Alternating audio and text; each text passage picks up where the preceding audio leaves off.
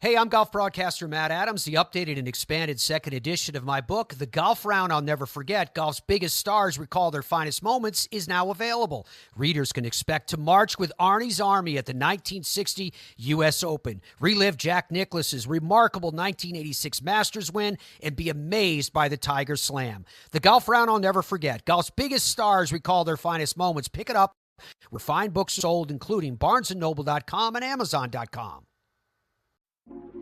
This day in sports history. It's March 17th, and on this day in 1955, a riot broke out at the Montreal Forum during a game between the Canadiens and the Detroit Red Wings. But it wasn't because of what happened on the ice. The riot was in protest of the Montreal Canadiens' Maurice the Rocket Richard's suspension for the remainder of the season, including the playoffs, by NHL President Clarence Campbell. The announcement of Richard's season-ending suspension had been made the day prior by Campbell, and the incident leading to that decision happened on the 13th. So let's rewind back 4 days. With 4 games left in the regular season, Montreal was in Boston playing the Bruins. At the 14-minute mark of the third period, with the Bruins up 4-2, a fight broke out. Actually, it may be better to call this just an all-out brawl. After a face-off, Richard went after Hal Laycoe, pushing him to the ice. Laycoe raised his stick and he grazed the top of Richard's head, causing a gash in his scalp. After a few seconds, Richard realized that he's bleeding from this hit he took from Laycoe's stick, and he went after Laycoe again. Before he could get to him, linesman Cliff Thompson grabbed Richard and held him back, but essentially opened Richard up for punches being thrown by Laycoe. After absorbing a few punches, Richard escaped the hold and landed 2 punches to the face of Thompson, the linesman. After tempers cooled, Richard was taken to a local Boston hospital and treated for the gash on his head, requiring 5 stitches to close the wound. Now, to understand this fight a little more in the context of today's game, there is a well-known Richard quote from after his time on the ice in which he said, "If you know nothing else about the time I played, know about how violent was the game." Richard was summoned to Campbell's office, located in the Sun Life building in Montreal, for a meeting about the incident. Laycoe was also there. In essence, this was a hearing. Laycoe told his side of the story and claimed that Richard was coming at him with a 2-handed raised stick before Thompson intervened. After the hearing on the 16th, Commissioner Campbell suspended Richard for the remaining 3 games of the regular season and the playoffs. Richard had been leading the NHL in points that season prior to his suspension, and most certainly would have won it with 3 games to play, a title he had never won and he wanted very badly. Now, to further understand the riot that happened on this night, you have to understand a little bit about the politics going on in Montreal at this time. And apologies, this is a very condensed version, but here you go. Richard was the hero of Montreal. He was a French-Canadian playing in a very proud French-speaking Quebec, but one that was ruled by a wealthy English elite. There was a lot of resentment bubbling at the surface between the ruling English and the French Canadians, who felt like second-class citizens. Now, Campbell was an English war hero who had fined Richard for several incidents already, but had not fined others involved in the same incidents. There were many who believed Campbell's bias against the French in general, and Richard in particular, led to unfair punishment. In fact, prior to all of this, Richard wrote a column in a Montreal paper where he called Campbell a tyrant and said he was running a dictatorship. Campbell stepped in and he stopped Richard from writing any more columns in the newspaper. So now with Campbell issuing this suspension, Detroit was in town to play Montreal. There were protests on the sidewalks and in the streets outside the Forum prior to the game. Campbell, in an act of defiance, decided to go to the game that night and sit amongst the crowd. However, he did not arrive until 5 minutes after the game had started. Campbell was a military man who was never late. His showing up after the game had started brought all of the attention to him as he proudly sat down in his seat. It didn't take long for things to get heated. A few fans had brought tomatoes and they started to throw them at him. One fan got close enough to Campbell to smack him in the face before he could be pulled away by police officers. A fan with a tomato also got close, crushed the tomato in his hand, and then smeared it on Campbell's suit. Then, in the tunnel leading to the locker rooms, a fan released a homemade tear gas canister, and yellow smoke began to fill the arena. The Richard riot was underway, and it spilled out into the streets. The game was called, and the Red Wings were awarded the win.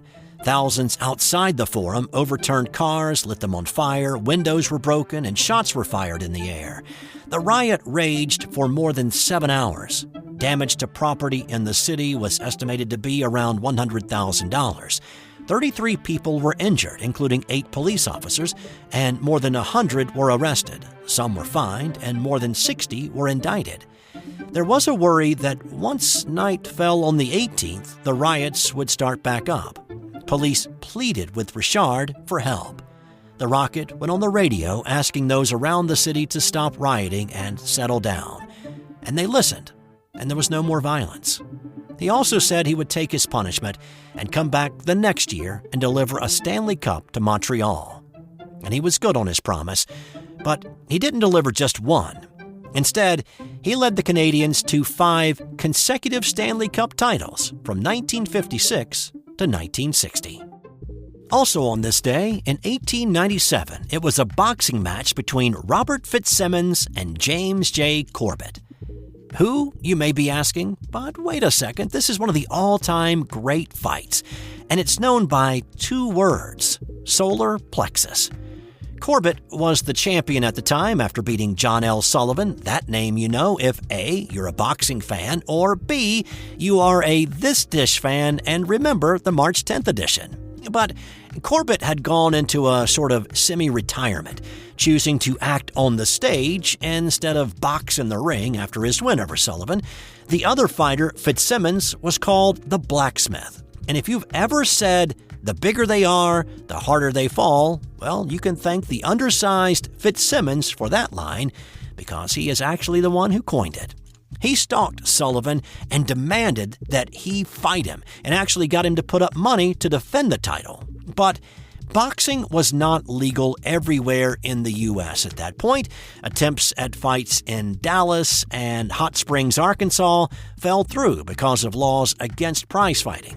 But finally, they were able to ink a deal to meet on this day in Carson City, Nevada, for a $15,000 purse and a $2,500 side bet between the 2 fighters for a fight to the finish. So on this day, the pugilists outfitted with gloves took to the ring. Corbett controlled the early rounds. The 6th round was when the fight turned, though. Corbett put Fitzsimmons on the mat, and he stayed down for 6 seconds. But he was able to get back to his feet. And from that point, Fitzsimmons rallied and he turned the tables. In the 14th round, Fitzsimmons absorbed a series of Corbett punches, and then he countered. After one series opened his opponent up, Fitzsimmons landed a blow to Corbett's midsection, aka his solar plexus, putting him on the mat, which he did not recover from. It was the last great fight of the 19th century, and it had come to an end with a new champion.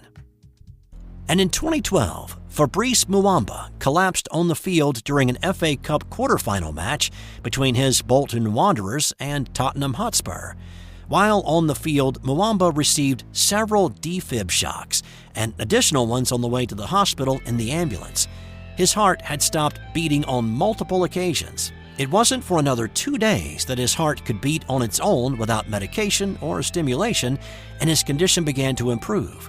It would be another month before he was released from the hospital, and only after he had an ICD implanted in his heart. Under advice from his doctors and family, he retired from football in August, having never played another game. And today's non-sports Did You Know? The letter J was the last letter added to the English alphabet. That's all for today. I'll have more tomorrow on This Day in Sports History.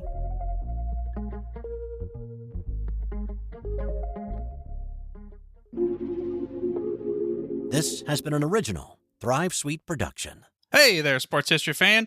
This is Arnie Chapman, a.k.a. the Football History Dude, and I hope that you enjoyed this recent episode presented by the Sports History Network and were able to learn some good old-fashioned sports history knowledge nuggets.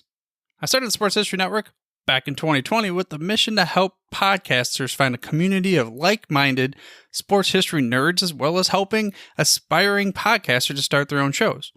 We have a little bit over 30 shows on the network right now covering all sorts of sports history, but as far as I'm concerned, we're just at the toothpick in the ocean moment, that can't even figure it out because there's so much more coming.